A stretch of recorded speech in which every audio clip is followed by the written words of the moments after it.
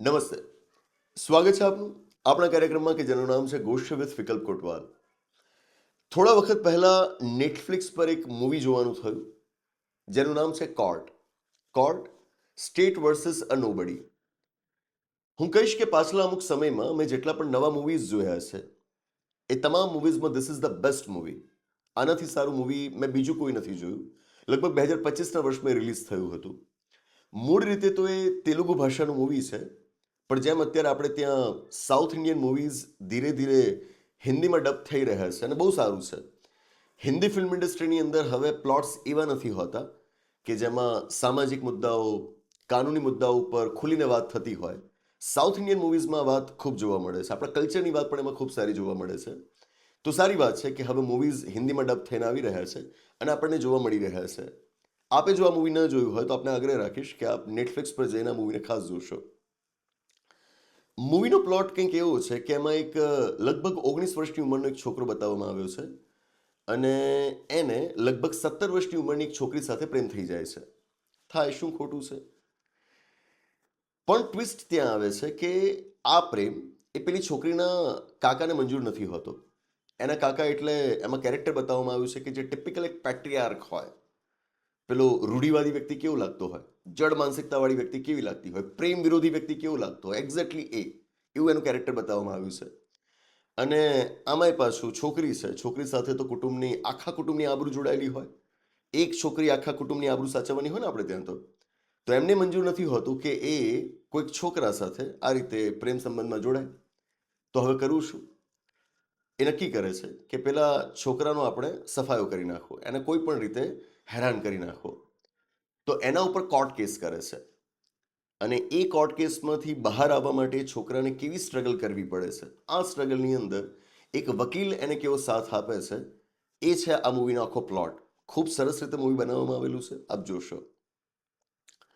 કેવો court case?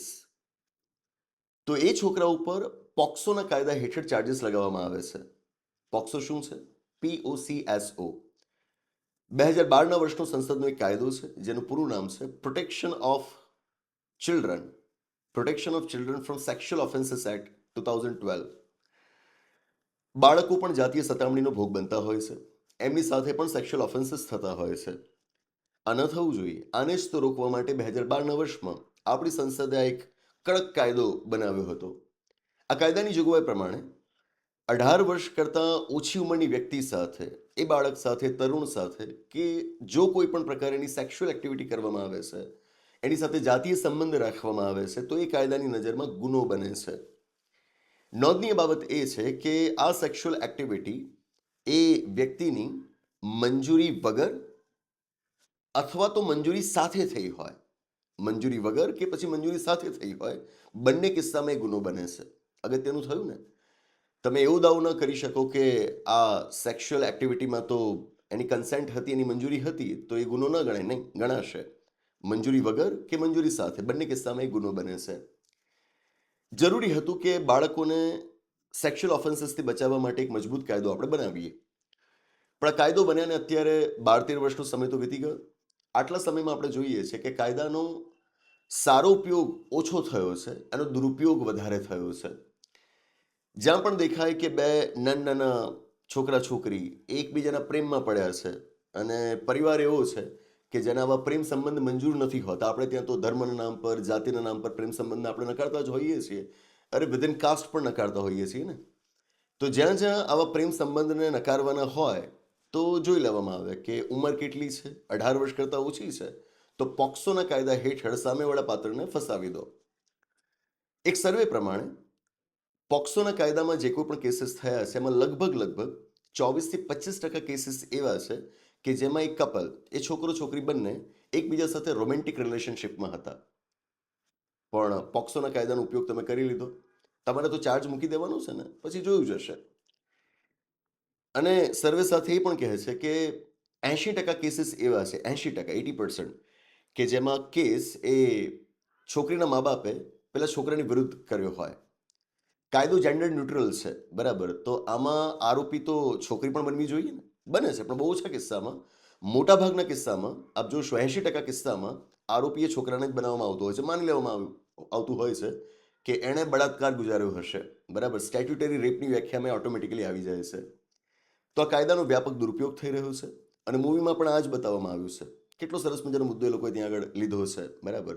આપણે ત્યાં તો હિન્દીમાં જ્યારે મૂવીઝ બનતા હોય ને, ઇવન ગુજરાતીમાં પણ, તો વિચારે લોકો 50 વખત કે આવા કોઈક મુદ્દો બહુ અગત્યનો છે, એ ફિલ્મ મેકર પણ જાણતો હોય છે, પણ એને બીક હોય છે કે આવા મુદ્દા ઉપર હું મૂવી બનાવીશ તો એને જોવા કેટલા લોકો આવશે. તો ફિલ્મ મેકર્સ એવા છે, હું કહીશ કે ફિલ્મ મેકર્સ એવા એટલા માટે છે કારણ કે ઓડિયન્સ તરીકે પણ આપણે આવા છીએ. આપણે બહુ સબ સ્ટાન્ડર્ડ એન્ટરટેનમેન્ટ કન્ટેન્ટને કન્ઝ્યુમ કરતા હોઈએ છીએ. હવે આપને થશે કે અત્યારે હું આ પોક્સોના કાયદાની ને બધી વાત લઈને કેમ બેઠો.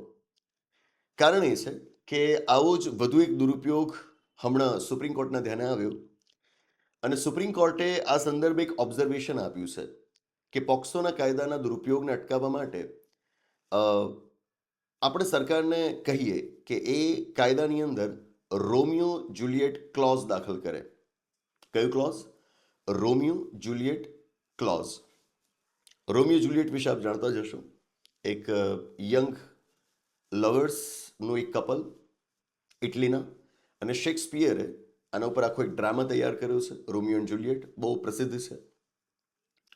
રોમિયો જુલિયટ ક્લોઝ એટલે એ એવું કહે છે કે જો આ બે વ્યક્તિ, છોકરો છોકરી, ભલે એમની ઉંમર ઓછી હોય, અહીંયા આગળ આપણા કિસ્સામાં 18 વર્ષ કરતાં ઓછી, પણ જો એમની ઉંમર વચ્ચેનો તફાવત વધારે ન હોય, બરાબર, માનો કે છોકરીની ઉંમર છે 16 વર્ષ, છોકરાની ઉંમર છે 17 વર્ષ, બરાબર, તો આ કોઈ બહુ મોટો તફાવત નથી.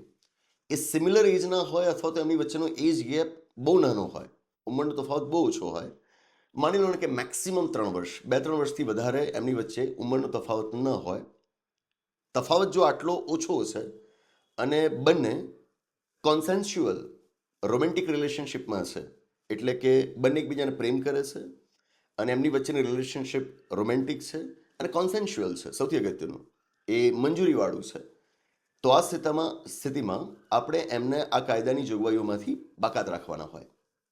રોમિયો જુલિયટ ક્લોઝ આના વિશે છે કે જો એમની વચ્ચેનો ઉંમરનો તફાવત બહુ ઓછો હોય અને જો એમની વચ્ચેનો સંબંધ એ સહેમતિ સાથેનો હોય, તો આ સ્થિતિમાં ભલે કાયદામાં પેલી જોગવાઈઓ કરાયેલી હોય કે 18 વર્ષ કરતાં ઓછી ઉંમરના હોય તો એમની સાથેની સેક્સ્યુઅલ એક્ટિવિટી એ સ્ટેટ્યુટરી રેપ ગણાશે, પણ આ કિસ્સામાં તમારે એને નહીં માનવાનું, એના ઉપર આ કાયદો લાગુ નહીં કરવાનું, એને અપવાદ માની લેવાનું.